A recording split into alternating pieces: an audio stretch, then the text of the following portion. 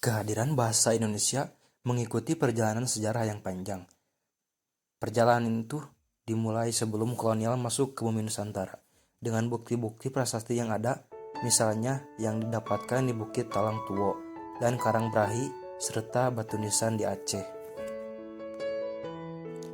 Sampai dengan tercetusnya inspirasi Persatuan Pemuda-Pemudi Indonesia pada tanggal 28 Oktober 1928, yang konsep aslinya berbunyi, "Kami, putra dan putri Indonesia, mengaku bertumpah darah satu tanah air Indonesia. Kami, putra dan putri Indonesia, mengaku berbangsa satu bangsa Indonesia. Kami, putra dan putri Indonesia, menjunjung bahasa persatuan, bahasa Indonesia." Dari ketiga butir di atas, yang paling menjadi perhatian pengamat adalah butir ketiga. Butir ketiga itulah yang dianggap suatu yang luar biasa, sebab di negara lain, khususnya negara tetangga kita, mencoba untuk membuat hal yang sama, selalu mengalami kegagalan yang dibarengi dengan bentrok sana-sini. Oleh pemuda kita, kejadian itu dilakukan tanpa hambatan sedikit pun, sebab semuanya telah mempunyai kebulatan tekad yang sama. Kita patut bersyukur dan angkat topi kepada mereka. Kita tahu bahwa saat ini, sebelum tercetusnya Sumpah Pemuda, bahasa Melayu dipakai sebagai lingua franca di seluruh kawasan tanah air kita. Hal itu terjadi sudah berabad-abad sebelumnya.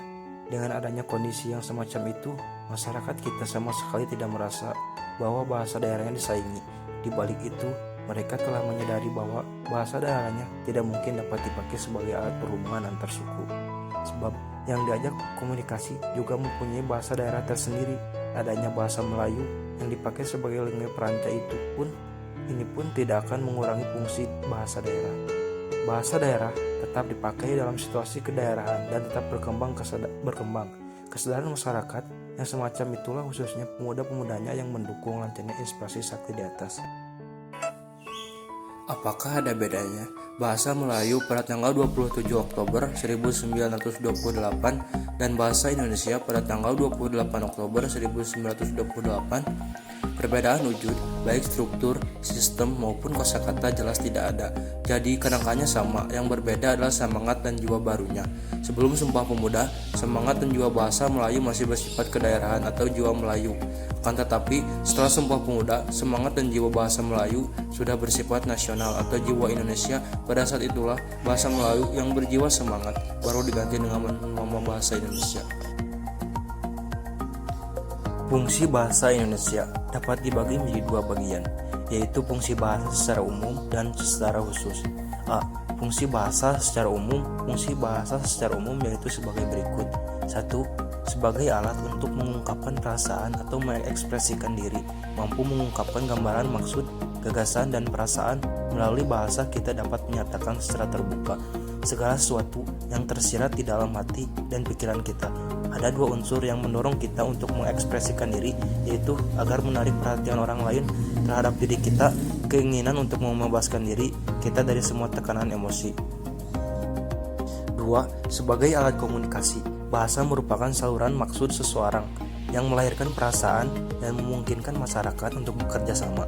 Komunikasi merupakan akibat yang lebih jauh dari ekspresi diri. Pada saat menggunakan bahasa sebagai komunikasi, berarti memiliki tujuan agar para pembaca atau pendengar menjadi sasaran utama perhatian seseorang. Bahasa yang dikatakan komunikatif karena bersifat umum, selaku makhluk sosial yang memerlukan orang lain sebagai mitra berkomunikasi. Manusia memakai dua cara berkomunikasi, yaitu verbal dan non-verbal. Berkomunikasi secara verbal dilakukan menggunakan alat atau media bahasa, lisan dan tulis, sedangkan berkomunikasi secara non-verbal dilakukan menggunakan media berupa aneka simbol, isyarat, kode, dan bunyi seperti tanda lalu lintas atau sirene. Setelah itu diterjemahkan ke dalam bahasa Indonesia. 3. Sebagai alat berintegrasi dan beradaptasi sosial. Pada saat beradaptasi di lingkungan sosial, seseorang akan memilih bahasa yang digunakan tergantung situasi dan kondisi yang dihadapi. Seseorang akan menggunakan bahasa yang non-standar pada saat berbicara dengan teman-teman dan menggunakan bahasa standar pada saat berbicara dengan orang tua atau yang dihormati. Dengan menguasai bahasa suatu bangsa memudahkan seseorang untuk berbaur dan menyesuaikan diri dengan bangsa. 4. Sebagai alat kontrol sosial yang mempengaruhi sikap, tingkah laku, serta tutur kata seseorang. Kontrol sosial dapat diterapkan pada diri sendiri dan masyarakat. Contohnya buku-buku pelajaran, ceramah agama, orasi ilmiah, mengikuti diskusi, serta iklan layanan masyarakat. Contoh lain yang menggambarkan fungsi bahasa sebagai alat kontrol sosial yang sangat mudah kita terapkan adalah sebagai alat peredam rasa marah. Menulis merupakan salah satu cara sangat efektif untuk meredakan rasa marah kita. B. Fungsi bahasa secara khusus. Fungsi bahasa secara khusus yaitu sebagai berikut. 1. Mengadakan hubungan dalam pergaulan sehari-hari. Manusia adalah makhluk sosial yang tak terlepas dari hubungan berkomunikasi dengan makhluk sosialnya. Komunikasi yang berlangsung dapat menggunakan bahasa formal dan non-formal.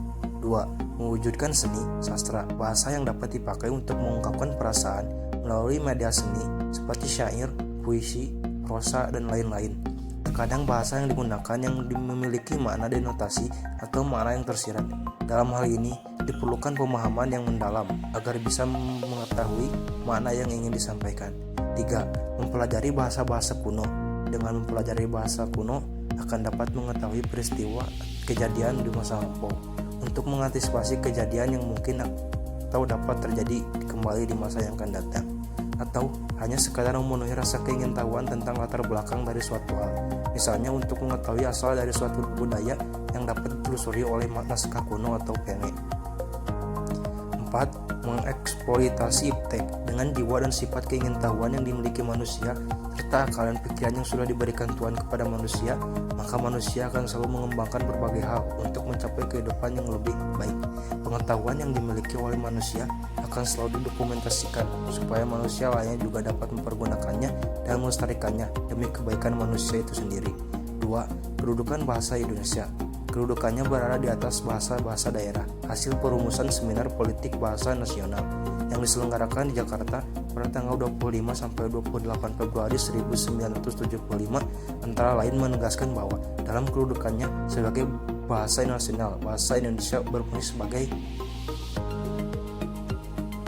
A. Lambang kebanggaan nasional.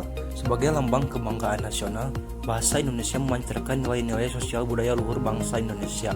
Dengan keluhuran nilai yang dicerminkan bangsa Indonesia, kita harus bangga, menjunjung dan mempertahankannya sebagai realisasi kebanggaan terhadap bahasa Indonesia.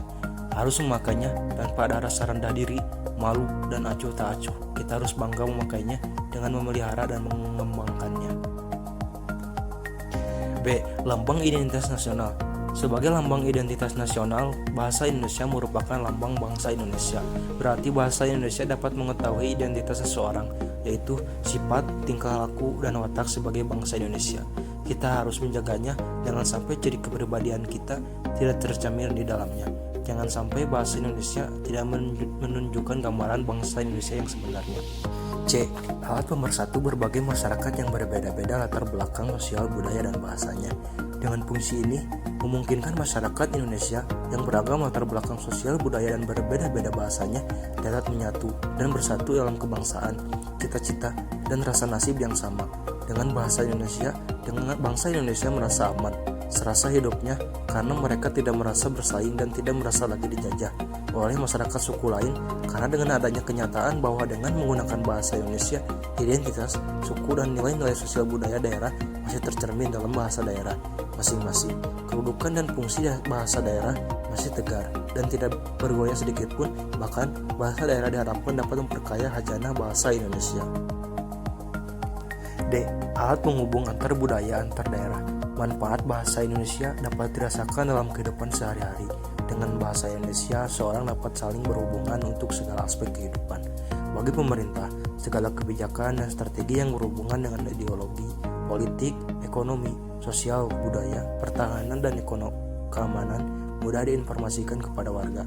Apabila arus informasi antar manusia meningkat, berarti akan mempercepat peningkatan pengetahuan seseorang.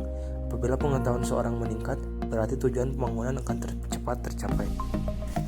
B. Eksistensi bahasa Indonesia. Eksistensi bahasa Indonesia. Pada era globalisasi sekarang ini, jati diri bahasa Indonesia perlu dibina dan dimasyarakatkan oleh warga negara Indonesia. Hal ini diperlukan agar bangsa Indonesia tidak terbawa arus oleh pengaruh budaya asing yang tidak sesuai dengan bahasa dan budaya bangsa Indonesia. Pengaruh alat komunikasi yang begitu canggih harus dihadapi dengan mempertahankan jati diri bangsa Indonesia.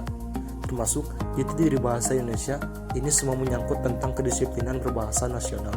Pemakaian bahasa Indonesia yang berdisiplin adalah pemakaian bahasa Indonesia yang patuh terhadap semua kaidah atau aturan pemakaian bahasa Indonesia yang sesuai dengan situasi dan kondisi.